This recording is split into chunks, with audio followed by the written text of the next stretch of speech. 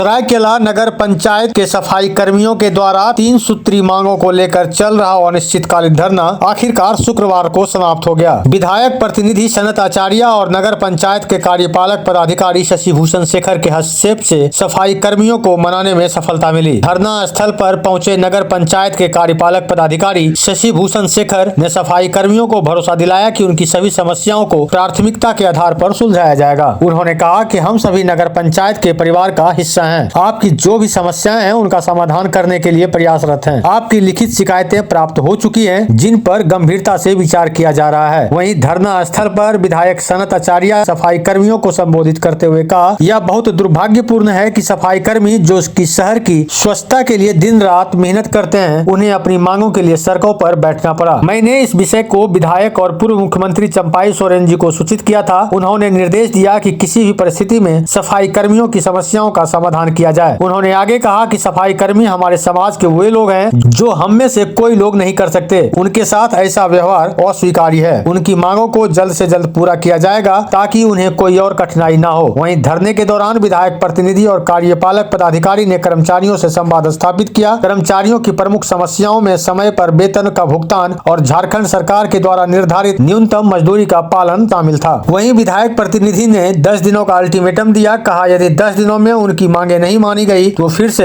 आगे की रणनीति के लिए बैठक आयोजित की जाएगी। वहीं धरना समाप्त होने के बाद नगर पंचायत क्षेत्र की सफाई व्यवस्था सामान्य हो गई है। गुदरी सब्जी मार्केट और अन्य क्षेत्रों में सफाई कर्मी वापस अपने काम पर लौट आए। सरायकेला नगर पंचायत के सफाई कर्मियों की समस्याओं को सुलझाने के लिए यह एक महत्वपूर्ण कदम था। नगर प्रशासन और जनप्रतिनिधियों के प्रयास से सफाई कर्मियों को उनका हक दिलाने की उम्मीद जगी है। अब यह देखना होगा कि उनकी मांगों पर कब तक ठोस कार्रवाई होती है। सरायकेला खरसावां से संवाददाता बलराम पांडा की रिपोर्ट। प्रतिवेदन आया हुआ मेरे पास, उसको हम देख लिए हैं और कोशिश कर रहे हैं कि इनकी जितनी भी परेशानियां हैं उसको जितनी जल्द से जल्द हो सके निपटारा कर दिया जाए।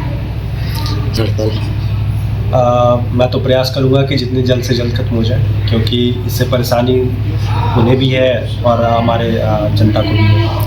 जाने से पूरे नगर पंचायत में कचरा का अंबार हो जाएगा सर।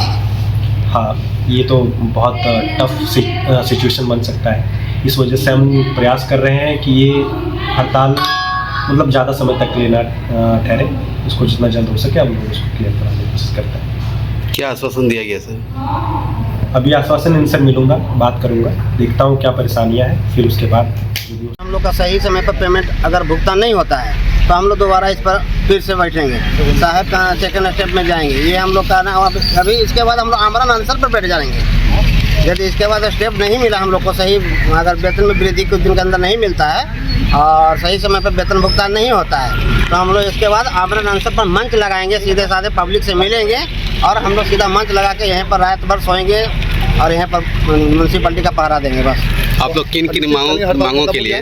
जी आप लोग किन किन मांगों के लिए अनशन पर बैठे थे? हम लोग मांग था वेतन को सही समय पर भुगतान करना और वेतन में वृद्धि करना। अब देखते हैं हमारे पदाधिकारी कितना दिन के अंदर इस पर अंकुश लगाते हैं। क्या नाम है? बब्बन कुमार। इतिहास बहुत पुराना है और जैसे कि आप लोग जानते हैं ये वो जगह है, यहाँ से 50 मीटर दूर राजबाड़ी है जहाँ से तीनों स्टेट का शासन चलता था और उसी के ठीक बगल में ये नगर पंचायत है। ये आज़ादी से पहले बोलिए या आज़ादी के बाद बोलिए, इसका एक बहुत अहम हमेशा भूमिका रहा है नगर को हर वो सुविधा नगरवासी को देने के लिए। लेकिन आज यहाँ के सफाई कर्मी रोड पे इस तरह से दरी बिछा के बैठना मुझे गवारा नहीं हुआ और मैंने कल इसकी जानकारी हमारे यहाँ के वर्तमान विधायक और पूर्व मुख्यमंत्री श्री चंपाई सोरेन जी को दिया। उन्होंने मुझे जिम्मेदारी दी कि हर हालत में आप किसी भी हालत में जिसको हमने स्टेज पे बुला के 26 जनवरी और 15 अगस्त को सम्मानित किया है वो रोड पे कैसे बैठ सकते हैं, ये बात मुझे बड़ी मजदूर एकता जिंदाबाद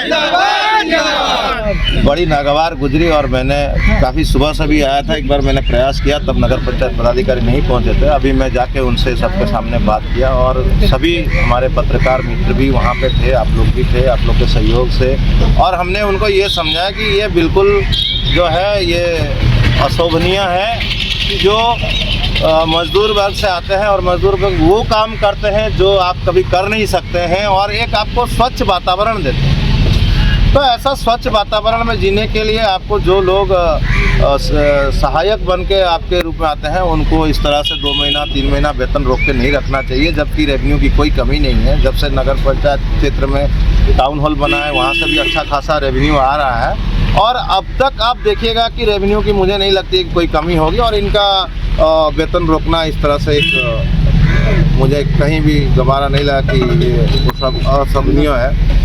और नगर पंचायत पदाधिकारी एग्री हो गए कि नहीं, इनको हर महीना वेतन देने का भरपूर प्रयास करेंगे और इनको हर महीना देने के मतलब 99% उन्होंने यहाँ भी आके बोल दिया कि हम हर महीना वो कुछ एक लोग हैं जिनके कारण से ये देरी हो रही थी, उनके ऊपर भी कार्रवाई की जाएगी।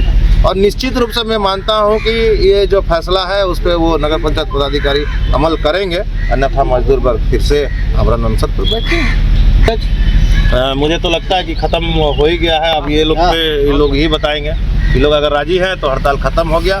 अगले बार हड़ताल इस तरह से नहीं होगी, खूब ज़ोर शोर से हम लोग प्रोटेस्ट करेंगे। अगर उनके मांगों को नहीं ससमय पूरा किया गया और उन पर अगर कोई तकलीफ होती है तो हम उनके लिए सदैव खड़े हैं। और यहीं पे टेंट बिछा के हमने पहले भी यहाँ आमरण अनशन पर जब तक इनका समस्या का समाधान नहीं हुआ तो हम भी जल्द छोड़ के यहीं बैठेंगे। ज़रूरत पड़ा तो अपने परिवार के साथ बाल बच्चों को भी लेके यहीं बैठेंगे।